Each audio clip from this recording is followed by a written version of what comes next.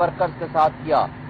Even Geneva convention کے مطابق آپ کو کوئی جو جنگی قیدی ہوتے ہیں ان کے ساتھ بھی اس طرح کا برا سلوک نہیں کر سکتے جس طرح کا سلوک ہمارے ورکرز کے ساتھ کیا گیا.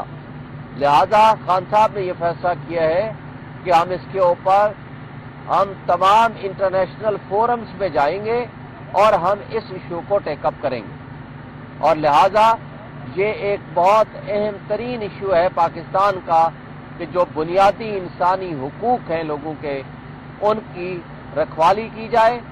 اور ریمیٹنس کے حوالے سے بھی خان صاحب نے اسٹرانگ میسج دیا ہے کہ جی پاکستان میں جمہوریت کے اوپر جس طرح شب خون مارا گیا، جس طرح پاکستانیوں کے بنیادی انسانی حقوق معطل ہیں، جس طرح پاکستان میں آئین اور قانون کا تماشا بنایا جا رہا ہے، اور جس طریقے سے نظام انصاف یہاں کام کر رہا ہے، آپ کے پاس ایک بہترین آپشن ہے کہ آپ اپنی ریمیٹنس کو محدود کریں اور اس حکومت کو مجبور کریں کہ وہ ہمارے اوورسیز بھائی وہ اپنا رول ادا کریں تاکہ یہاں جمہوریت پنپ سکے اور ان کٹ پتلیوں سے چھٹکارا حاصل ہو اور آئین اور قانون کی بالادستی قائم ہو سکے اور لوگوں کے بنیادی انسانی حقوق بحال ہو سکے.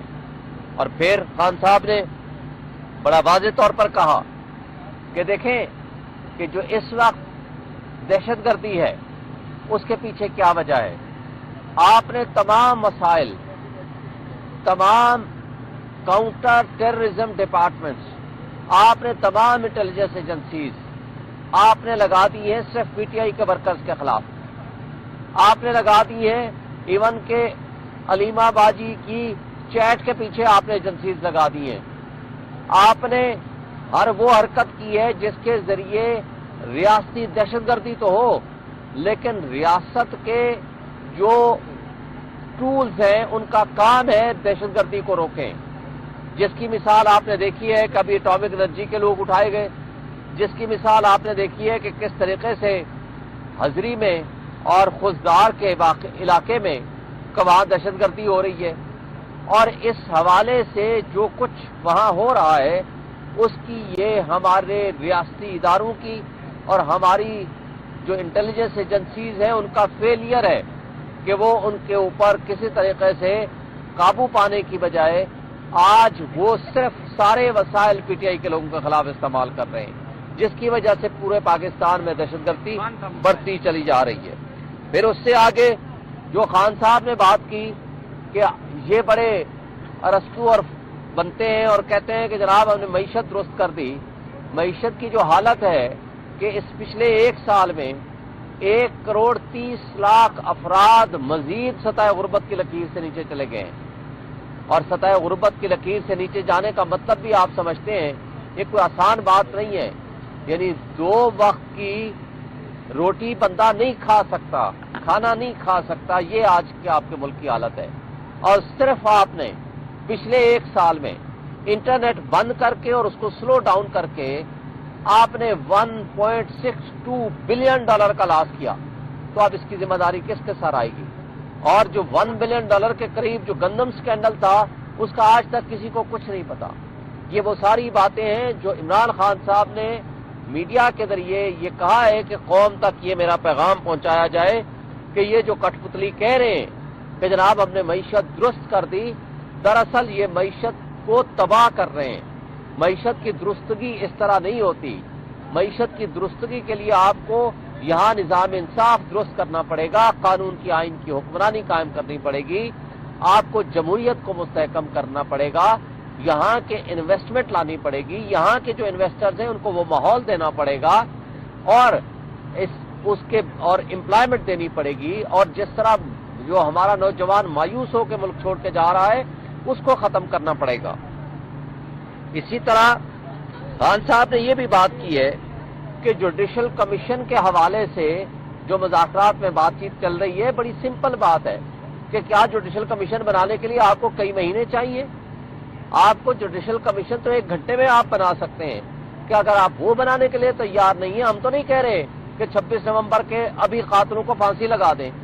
26 نومبر کو جن لوگوں نے قتل عام کیا ہے اسلام آباد میں ان کے کس نے گولی چلائی، کس کے کہنے پہ چلائی اور کیوں چلائی، اس کی جو انکوائری ہے وہ جب تک تھرو پراپر جوڈیشل کمیشن نہیں ہوگی کوئی شخص اس کو نہیں مانے گا.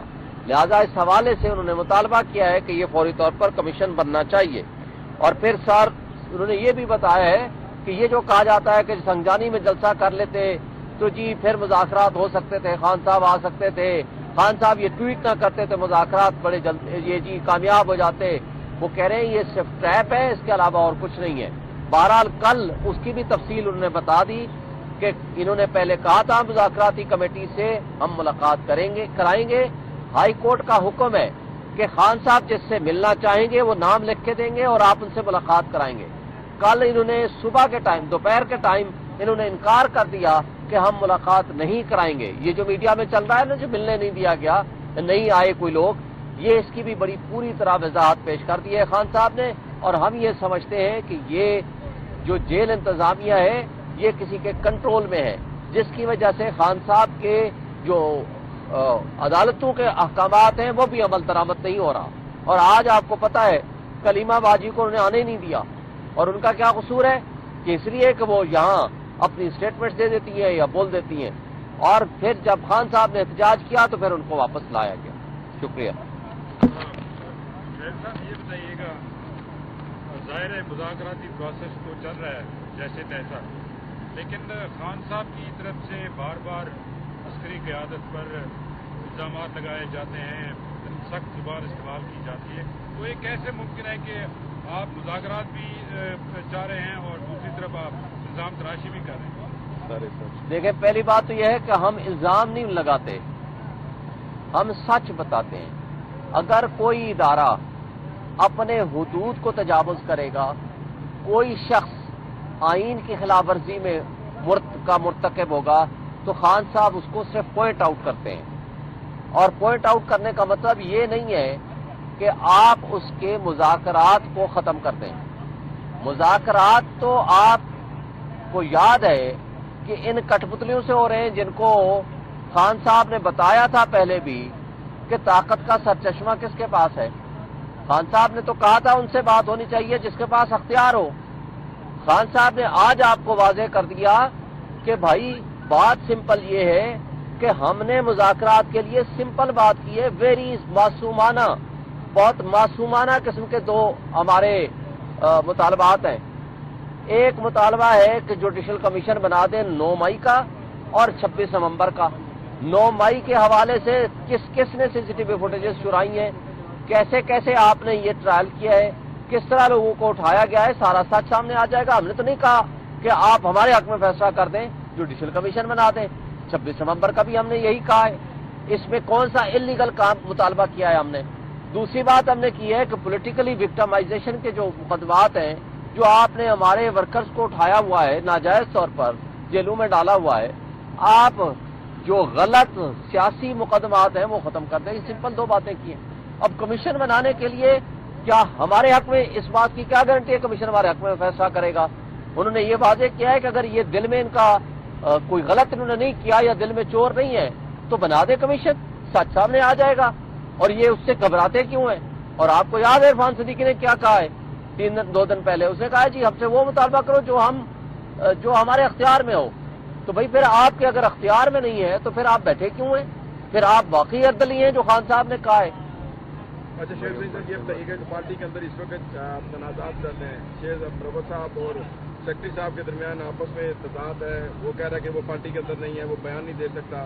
دوسرا شیر عبد المروت نے یہ کہا کہ مذاکرات کے حوالے سے کافی چیزیں طے ہو چکی ہیں. وہ کیا چیزیں طے ہو چکی ہیں ذرا یہ بھی بتائیں. دیکھیں اس حوالے سے ایک بات بتا دوں, مذاکراتی کمیٹی کا جو ترجمان ہے وہ ہیں صاحبزادہ رضا صاحب. دوسری بات ہمارے سیکرٹری جنرل صاحب جو ہیں وہ سلمان اکرم راجہ صاحب ہیں.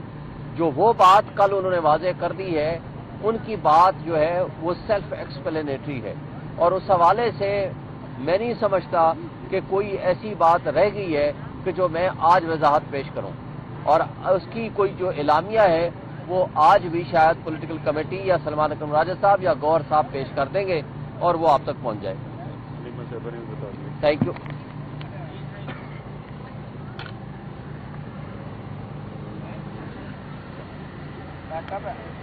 ڈائری گال ہے ان کو تو